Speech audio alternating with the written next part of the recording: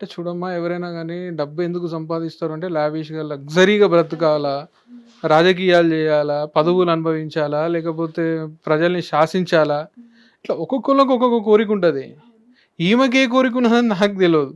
Okay. కానీ ఏ కోరికున్నా ఈ విధంగా బెడ్‌రూమ్‌లనో, బాత్రూమ్‌లనో లేకపోతే మొగుని దగ్గరనో బట్టలిప్పుకొని ఉండాల్సినటువంటి ఒక ఆడబిడ్డ హ్మ్.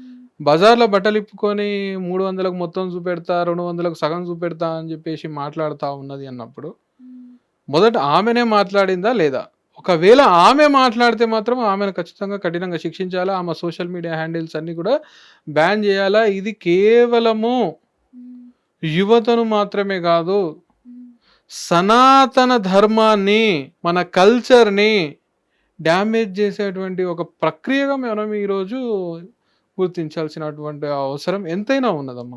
మనమందరము ఈరోజు ఇప్పుడు ఈ యొక్క వేదిక ద్వారా మనము మన సనాతన ధర్మాన్ని కాపాడుకునే దాంట్లో భాగంగా హ్మ్. ఎవరైనా గానీ న్యూడిటీని ప్రమోట్ చేస్తే అటువంటి ఛానల్స్‌ని, అటువంటి హ్యాండిల్స్‌ని రిపోర్ట్‌లు కొట్టి మనం రిమూవ్ చేయించాల్సినటువంటి బాధ్యత ఉంది. నేను యువత అందరిని కోరుకుంటున్నా ఏంటి అనంటే న్యూడిటీని ఎవరు ప్రమోట్ చేసినా వాటికి రిపోర్ట్‌లు కొట్టండి. వాళ్ళ హ్యాండిల్స్‌ని రిమూవ్ చేయించండి. ఒకటమ్మా, ఎవరైతే మీరు ఒపీనియన్ చెప్తా ఉన్నారో అని చెప్పేసి చెప్తున్నారో, హ్మ్. ఒక 100 మంది ఒపీనియన్స్‌ని మీరు తీసుకొని పక్కకు పెట్టుకోండి. హ్మ్. ఆ 100 మందిలో ఒక్కోనొచ్చి పబ్లిక్‌లో మాట్లాడమండి. అన్ని ఫేక్ అకౌంట్‌లు, దొంగ అకౌంట్‌లు. చట్టాలున్నాయి, పోలీసులున్నాయి. మనం గతంలో ఎన్నో వీడియోస్‌లో చెప్పుకున్నాం ఏంటి అనంటే, హ్మ్. ఏదైనా జరిగినప్పుడు మనకు ఆ చర్య ద్వారా, యాక్ట్ ద్వారా బాధ అనిపించినప్పుడు, నిజంగా విష్ణుప్రియ ఈ విధంగా చేస్తా ఉన్నప్పుడు, హ్మ్. విష్ణుప్రియ మీద మనం ఏంటి అనంటే కేసులు కట్టొచ్చు. సైబర్ క్రైమ్‌లో కావచ్చు, డైరెక్ట్ పోలీస్ స్టేషన్‌లో కాబట్టి ఈమె ఈ విధంగా చేస్తా ఉన్నది. ఈ విధంగా చేయడం వల్ల అశ్లీలత అనేది, న్యూడిటీ అనేది పెరుగుతది. సమాజంలో యువత అనేది పక్కతావ పడతా ఉన్నారు. హ్మ్. ఇప్పటికే ఈ యువకులలో ఈ మానభంగాలు ఇటువంటివి పెరిగిపోతా ఉన్నవి. హ్మ్. సో, రేప్ కల్చర్ అనేది ఎక్కువైపోతా ఉన్నది. అవును. సో, ఇటువంటివి చేసినప్పుడు ప్రజల్లో యువత తప్పుడు మార్గాలలో వెళ్ళే అవకాశాలు ఉన్నదని చెప్పేసి ప్రతి ఒక్క పౌరుడు హ్మ్. వ్యక్తిగతంగా బాధ్యత తీసుకొని అవి హ్మ్. చూసి ఎంజాయ్ చేయడం కాదు. ఓకే.